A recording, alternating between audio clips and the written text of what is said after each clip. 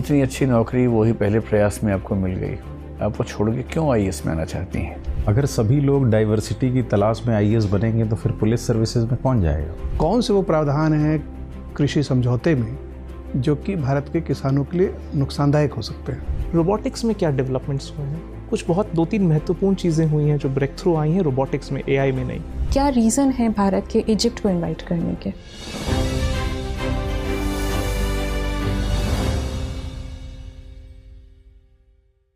May I come in, sir? Yes please do. Good evening, sir. Good evening. Good evening, ma'am. बैठिए बैठिए बैठिए बैठिए बैठिए। Thank you, sir. आप दिव्या हैं? Yes, sir. दिव्या, अपना परिचय दीजिए ताकि आपके बारे में कुछ बुनियादी बातें हमें पता लग जाएं और फिर हम आपसे बात कर सकें। सर, मेरा नाम दिव्या है।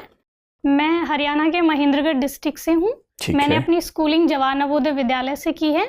उसके बाद मैंने अपनी ग्रेजुएशन अपने डिस्ट्रिक्ट के कॉलेज से की है और पिछले वर्ष यूपीएससी में भारतीय पुलिस सेवा में मेरा चयन हुआ है। जी। और मेरी दिनचर्या के कुछ बेस्ट मोमेंट्स में है अपनी मम्मी से बातें करना, उनके साथ टाइम स्पेंड करना और घूमर डांस में मेरी रुचि है। ठीक है, तो आप पहले प्रयास में आईपीएस बनी है, ये आपका सेकेंड अटेम्प्ट है? Yes sir. अभी आपकी क्या उम्र है? सर 24। अच्छा, तो ज्वाइन क्यों नहीं किया आपने अभी? क्योंकि आप ये मेंस दे रही थी इसलिए? Yes sir. तो कब ज्वाइनिंग की इच्छा है आपकी आईपीएस को? सर ज्वाइन तो कर लिया लेकिन अभी मैं लीव पे हूँ। अच्छा, ज्वाइन कर चुकी है। Yes, तो आप आईपीएस हैं पूरी तरह Yes, से, sir. इसका Yes. मतलब ठीक है। तो दिव्या, आप हरियाणा राज्य से हैं और हरियाणा में ऐसा कहते हैं कि लोगों की मूल प्रवृत्ति में या मूल प्रकृति में शौर्य और साहस की भूमिका ज़्यादा रहती है, यस सर। उसका सम्मान भी ज़्यादा है। और आईपीएस की नौकरी शौर्य और साहस के लिए सबसे अच्छा मंच है यस भारत सर। में। इतनी अच्छी नौकरी वही पहले प्रयास में आपको मिल गई, आप वो छोड़ के क्यों आईएएस में आना चाहती हैं? आईएएस ही आपकी प्रेफरेंस होगी ना इस बार? Yes sir. क्यों आना चाहती हैं? सर इसके कुछ रीजंस हैं, जैसे आईपीएस के कंपैरिजन में आईएएस में डाइवर्सिटी ज़्यादा है, हमें वेरियस डिपार्टमेंट्स में काम करने का मौका मिलता है। तो मेरा ऐसा मानना है कि मुझे ज़्यादा एक्सपोजर मिलेगा, वहाँ ज़्यादा सीखने का मौका मिलेगा। ठीक है। और दूसरा सर इसका ये रीज़न है कि मैं हमेशा से गांव में रही हूँ और मैंने अपने गांव में प्रशासन का रोल देखा है। तो मेरे गांव की जो समस्याएं हैं वो बेसिकली प्रशासन से जुड़ी हुई हैं। तो शायद इस वजह से मैं अपनी पर्सनैलिटी को आईपीएस के कंपैरिजन में आईएएस के लिए ज़्यादा बेहतर मानती हूँ। ठीक है। जैसे हरियाणा की समस्याओं में से एक समस्या है फीमेल फिटिसाइड की। Yes sir. मादा भ्रूण हत्या कहना चाहिए, बालिका भ्रूण हत्या। Yes sir. आप एक पुलिस अधिकारी के तौर पर पीसीपीएनडीटी एक्ट को ठीक से इम्प्लीमेंट करने में भूमिका निभा सकती हैं, यस सर। ताकि कोई भी अस्पताल, कोई भी लेबोरेटरी भूल से भी ऐसी इंफॉर्मेशन किसी होने वाली माँ को ना दे सके कि उसके पेट में, गर्भ में मादा भ्रूण है। Yes sir. या कोई हॉस्पिटल एबॉर्शन सिलेक्टिव तरीके से ना कर सके। बिल्कुल। आईएएस के तौर पर आपकी भूमिका थोड़ी बढ़ जाती है और आपको ऐसी स्थितियां बनानी है कि ये समस्या जड़ से खत्म हो जाए। Yes sir. तो मुझे बताइए कि अगर हरियाणा में मादा भ्रूण हत्या की समस्या को जड़ से खत्म करना हो और Yes, आप sir. मान लीजिए कि मुख्यमंत्री ने आपको विशेष रूप से ये एक प्रोजेक्ट दिया है Yes, और sir. 5 साल का समय दिया है और फंड की कोई कमी नहीं है, Yes, तो sir. आप क्या स्टेप्स लेंगे कि हरियाणा से ये समस्या खत्म हो जाए? सर इसके लिए मैं कई लेवल्स पे काम करूंगी। सबसे पहले मैं कोशिश करूंगी कि जो भी पीसीपीएनडीटी के प्रावधान हैं उसके बारे में सर सबको अवेयरनेस हो, पेरेंट्स को, हेल्थ ऑफिशियल्स हैं, जो अल्ट्रासाउंड सेंटर्स हैं, सब जगह, कि क्या उसके लीगल एक्शंस हो सकते हैं इसके खिलाफ। दूसरा सर, जितने भी अल्ट्रासाउंड सेंटर हैं, अगर मुझे कोई भी इंफॉर्मेशन ऐसी मिलती है कि वहाँ ऐसा किया गया है तो मैं तुरंत उनका लाइसेंस कैंसिल कर दूंगी। तीसरा सर, मैं कोशिश करूंगी कि मैं विजिलेंस सेल बनाऊं, इसमें पंचायती राज इंस्टीट्यूशंस की रिप्रेजेंटेटिव की हेल्प ले सकती हूं कि तुरंत अगर ऐसा कहीं भी संदेह हो तो मेरे तक तुरंत सूचना पहुंचाई जाए और रेड मारी जाए सडनली, जिससे अगर ऐसा कुछ हो तो हम उसको तुरंत रोक सकें। मुझे ध्यान है कि हरियाणा के एक लेबोरेटरी के एक व्यक्ति से मेरी एक बार बात हो रही थी और मैंने उनसे पूछा कि क्या सरकार इस चीज़ को रोकने में सक्षम हो पा रही है पीसीपीएनडीटी के प्रावधानों के अनुसार। जी सर। तो उसने मुझे एक बहुत रोचक बात बताई। मैं आपसे पूछता हूँ कि आप क्या कदम उठाएंगे। यस। उसने बताया कि लेबोरेटरी में डॉक्टर्स और जो स्टाफ है वो पैसे लेता है मरीजों से ये बताने के लिए कि भ्रूण मेल है या फीमेल है। तो मैंने पूछा कि फिर वो फंसते क्यों नहीं? तो उसने बताया कि सर तरीका ऐसा है कि दुनिया की कोई सरकार फंसा ही नहीं सकती है। Yes sir. वो जब रिपोर्ट बनाते हैं सिर्फ इतना बोलते हैं कि रिपोर्ट लेने के लिए मंडे को आ जाना या फ्राइडे को आ जाना। मंडे यानी मेल, फ्राइडे यानी फीमेल। इस लेवल पर जाकर आप कैसे किसी लेबोरेटरी को फंसा पाएंगे? तो इमेजिन कीजिए कि आपके ज़िले में इस स्तर पर चीज़ें हो रही हैं, और ये मंडे फ्राइडे तो एक तरीका है, इसके और 1000 तरीके हो सकते हैं। कोई सिर्फ इतना ही कर ले कि मैं दाएं हाथ से साइन करूं तो समझ जाना बेटा है, बाएं से साइन करूं तो समझ जाना बेटी है। ऐसे 1000 तरीके हो सकते यस हैं। सर। इस लेवल पर जाकर कैसे बदलाव करेंगे आप? सर अगर ऐसी मानसिकता है तो वो बेसिकली सोसाइटी के स्तर पर ही चेंज हो सकती है। जब तक सर महिलाओं के लिए समाज में एक्सेप्टेंस नहीं बढ़ेगी, उनको एम्पावर नहीं किया जाएगा, तब तक लोग सर किसी ना किसी तरीके से दुरुपयोग करते रहेंगे। तो अगर ऐसा दुरुपयोग हो रहा है तो लॉन्ग टर्म में तो मैं सर यही करूँगी कि वुमेन एम्पावरमेंट का काम किया जाए।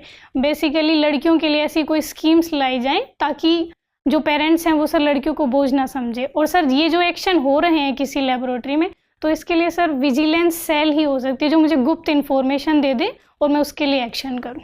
हिंदी साहित्य के आप विद्यार्थी हैं, क्या हरियाणवी साहित्य का योगदान हिंदी साहित्य के विकास में देखा जा सकता है? सर बेसिकली हरियाणा में हिंदी का कोई बड़ा कवि तो नहीं हुआ है, लेकिन जिस टाइम सर हरियाणा बना नहीं था सेपरेट रीजन, उस समय दिल्ली के आसपास अमीर खुसरो जो हैं उनको सर हिंदी का मतलब हरियाणा के क्षेत्र में इंक्लूड किया जा सकता है। तो सर इन्हीं को मैं मान। हरियाणा के कोई प्रसिद्ध हिंदी कवि या हिंदी उपन्यासकार, हिंदी कहानीकार? सर जिन्होंने हरियाणवी में लिखा है या हिंदी में भी लिखा हो लेकिन हरियाणा से हो?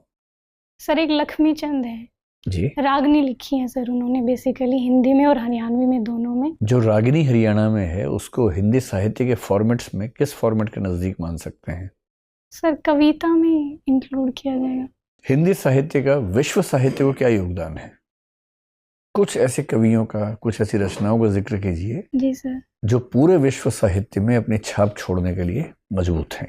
सर एक तो अभी हाल में जो गीतांजलि श्री को बुकर प्राइज मिला है रेत समाधि के लिए। जी सर अभी तो मैं यही रिकॉल कर पा रही। अगर आपको हिंदी साहित्य के 1000 वर्षों के जितने भी कवि, लेखक, साहित्यकार जो दिवंगत हो चुके हैं, यदि आपको कभी उनमें से किसी एक के साथ मिलने का मौका मिले, यस सर। किससे मिलना चाहेंगी और क्यों?